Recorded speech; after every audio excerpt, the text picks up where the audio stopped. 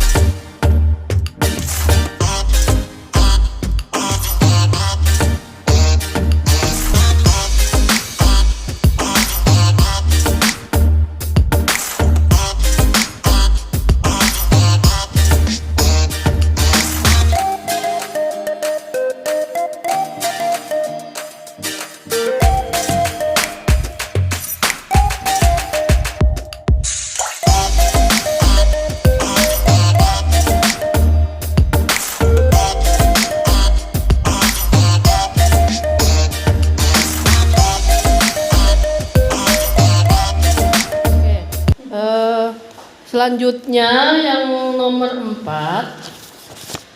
dari pengalaman Anda menjadi murid jika melihat dari perspektif ketika menjadi guru, menurut Anda bagaimana budaya sekolah berdampak pada karakter? Berkaitan dengan nomor 3 tadi. Nah, ini kan pengalaman sama, ini pertanyaannya sama yang nomor 3 tadi. Sama, pengalaman Anda menjadi murid tadi sudah kan? Jika melihat jadi perspektif ketika menjadi guru, menurut Anda bagaimana budaya sekolah berdampak pada karakter murid? Tadi kan sudah dikatakan yang nomor 3 tadi, pada saat Bapak Ibu jadi murid pasti ada mungkin guru yang berkesan atau cara mengajarnya terkenang untuk Bapak Ibu, ada yang perlakuannya buruk, ada perlakuannya baik, itu pasti kan terkena. Nah, itu yang dibicarakan di sini. Terus Bapak Ibu pada saat jadi guru sekarang memperlakukan murid kan kadang baik, kadang ada yang buruk juga. Nah, itu dibandingkan. Jadi pengalaman Anda dari situ tadi mana yang berdampak karakternya pada murid, seperti itu. Itu yang dimaksud di nomor 4 itu seperti itu. Jadi masih berhubungan dengan nomor 3. Jadi dari 2 karakter tadi itu, dari pengalaman ibu jadi murid sama jadi guru tadi, mana yang paling berdampak pada murid, karakter murid? Mbak, namanya dampak pasti ada negatif, ada positif. Zaman dulu Mbak saat jadi murid. Ya ditulis aja alasannya seperti apa gitu. Yang paling menonjol itu siapa? Seperti apa? Model ibu ngajar atau guru nih ibu tadi yang ibu tuliskan tadi, caranya tadi loh. Itu yang paling berdampak dengan murid itu.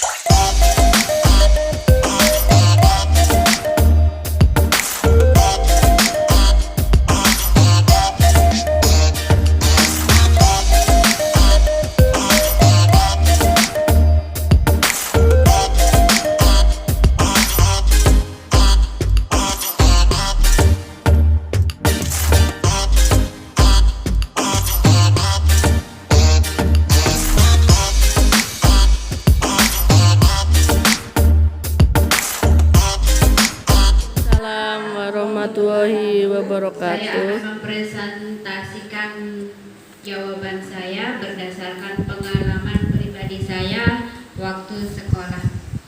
Yang pertama, pengalaman buruk yang pernah saya lakukan, yang pernah saya alami yang berkaitan dengan budaya sekolah. Jadi dulu waktu saya SMA itu ada budaya kalau ada siswa terlambat itu dihukum. Nah, hukumannya itu macam-macam, mulai dari ngusrek kamar mandi, mulai dari bersih-bersih, nyapu, mungkin ada kali panjangnya 1 kilometer suruh nyapu, jadi panjang dari gerbang depan sampai belakang. Nah, pengalaman buruk saya yaitu pada saat terlambat sekolah saya dihukum. Ternyata hukumannya itu disuruh nyangkul untuk nanam pohon. Nah, karena perempuan nyangkul, pas nyangkul kesodok perutku ya, sakitnya bukan main. Ini pengalaman buruk yang pernah saya rasakan. Kemudian yang kedua, apakah dulu yang paling berkesan pada saat sekolah? Yang paling berkesan itu pada saat budaya sekolah di SD, di sekolah SD saya, mau masuk kelas itu anak-anak berbaris dulu. Nah, setelah berbaris, anak ditanya apa kalian. Nah, yang tidak bisa dicetekin kepalanya, cetek. Nah, itu yang menurut saya lucu. Dan alhamdulillah saya selalu lolos dari cetekan. Dan ada teman saya yang langganan dicetek kepalanya pakai jari, cetek. Kemudian yang ketiga, dari pengalaman saya menjadi murid, kemudian perspektif apa yang menurut ini yang dapat dilakukan dari hal tersebut adalah budaya itu jangan terlalu yang muluk-muluk, maksudnya yang terlalu berlebihan, tetapi sulit untuk dilakukan. Tetapi budaya itu yang simpel-simpel saja, sederhana tetapi bermakna. Contohnya kalau SD kita budaya kalau kita bertemu mengucapkan salam, itu kan simpel ya, sederhana tapi bermakna. Kemudian bagaimana supaya budaya tersebut dapat terwujud? Menurut saya perlu adanya konsistensi dari semua unsur sekolah, baik guru, siswa, kepala sekolah, semua konsisten untuk melaksanakan budaya tersebut. Maka budaya itu akan menjadi karakter kepada siswa-siswi kita.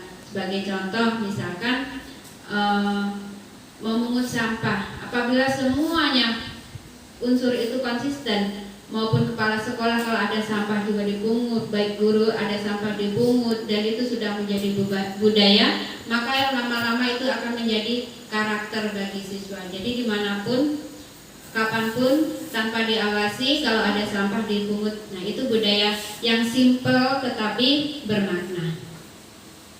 Kemudian yang keempat, dari pengalaman saya menjadi murid, ya, perspektif ketika menjadi guru, menurut saya budaya sekolah yang berdampak pada karakter murid yaitu kita budayakan yaitu ramah dan sopan. Kita ajarkan ramah dan sopan, maka anak pun akan menjadi segan. Kemudian apabila kita saling menghargai, kita budayakan saling menghargai, maka dampaknya anak pun akan menjadi percaya diri. Yang kelima, siapa yang bisa mendukung terwujudnya budaya positif? Menurut saya semua unsur sekolah, mulai dari atas sampai bawah. Kemudian juga lingkungan dan wali murid juga ikut, yaitu kepala sekolah, dewan guru, staf, siswa, wali murid, dan lingkungan.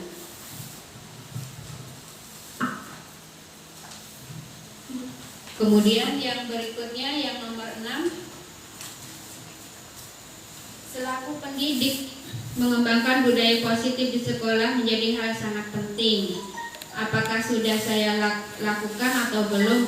Saya sebelumnya belum sepenuhnya, sudah tetapi belum sepenuhnya, karena tidak semua siswa bisa saya perhatikan dalam waktu yang bersamaan. Jadi terkadang komunikasi itu hanya sebagian siswa saja, misalnya ini kok murung ini, jadi saya tanya kenapa. Jadi sudah, tapi tidak sepenuhnya terlaksana. Kemudian melalui beberapa pertanyaan bawah ini saya renungkan. Yang pertama, bagaimana gambaran umum pola komunikasi antara guru dan siswa selama saya dari menjadi murid dulu. Guru saya dulu berkomunikasi dari jenjang SD, SMP, dan SMA itu seperti layaknya orang tua kepada putrinya. Jadi sangat familiar, jadi sangat terbuka. Jadi guru saya tuh alhamdulillah saya mendapatkan guru yang kalau saya ingin mengemukakan pendapat, guru saya welcome saja, didengarkan pendapat saya dan diberi masukan. Jadi istilahnya tidak ada guru jaim gitu ya, sangat familiar sekali. Kemudian ya terbuka. Kemudian gaya komunikasi seperti apa yang terjadi, terbuka atau tertutup, ini tergantung masalahnya. Kalau masalahnya itu bisa terbuka, ya beliau berkomunikasi secara terbuka, artinya semua ada orang yang. Tetapi kalau masalah itu ke person gitu ya, ya satu arah saja dia dengan siswanya tersebut gitu ya. Kemudian saat dulu jadi murid, bagaimana guru mendisiplinkan saya dan teman di kelas dari kelas 1 SD, dari SD, SMP, SMA. Rata-rata cara mendisiplinkannya adalah dengan cara memberi contoh yang baik. Contohnya misalkan kita didisiplinkan untuk tepat waktu, maka gurunya ya datang duluan tepat waktu. Misalnya seragam yang baik, gurunya juga memberikan contoh memakai seragam yang rapi dan baik.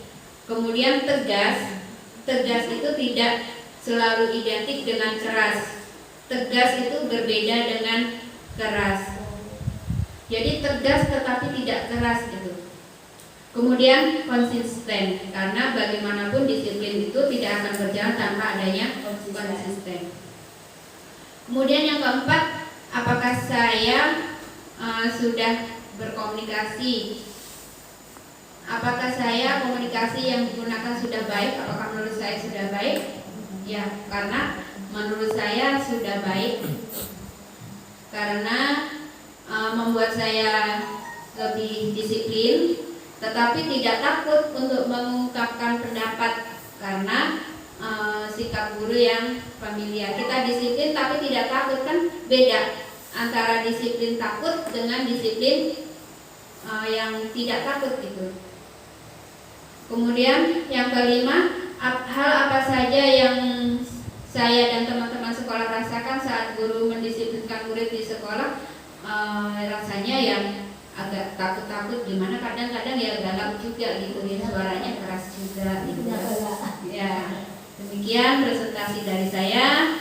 Kurang lebihnya saya mohon maaf. Akhirul kalam. Wassalamualaikum warahmatullahi wabarakatuh. Waalaikumsalam warahmatullahi wabarakatuh. Terima kasih. Terima kasih.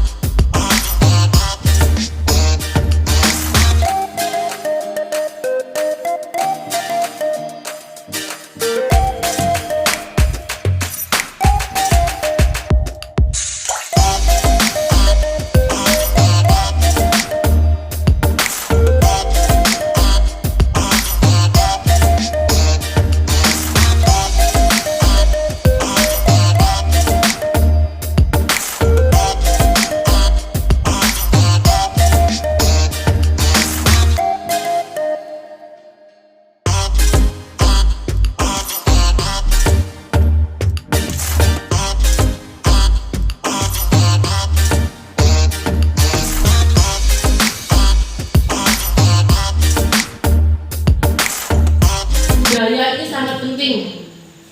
Yang kedua, untuk mendukung relasi atau hubungan yang baik di dalam tempat tinggal, komunitas, dan tempat kerja. Komunitas ini bisa komunitas ya baca tulis, misalnya banyak ya komunitas ya. Komunitas itu artinya legal. Jadi ada, kalau kita punya komunitas sebenarnya komunitas praktisi, kita dianggap orang yang praktis atau ahli. Kalau Gemini, kalau zaman dulu bahasanya kalau Gemini. Kalau kita sekarang komunitas praktisi, karena kita itu ahli.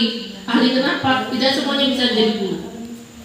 Ya, terus yang ketiga, untuk mengembangkan nilai-nilai personal dan diri ya sendiri ya personal yang berkontribusi di kehidupan global. Akhirnya kita tidak hanya dunia nasional saja, daerah saja, tapi profil pelajar Pancasila itu sudah global, menuju global. Ada 6 profil pelajar Pancasila. Tadi ketuhanan yang Maha Esa dan berakhlak mulia, berkebinekaan global, gotong royong, kreatif, benar kritis. Nah, selanjutnya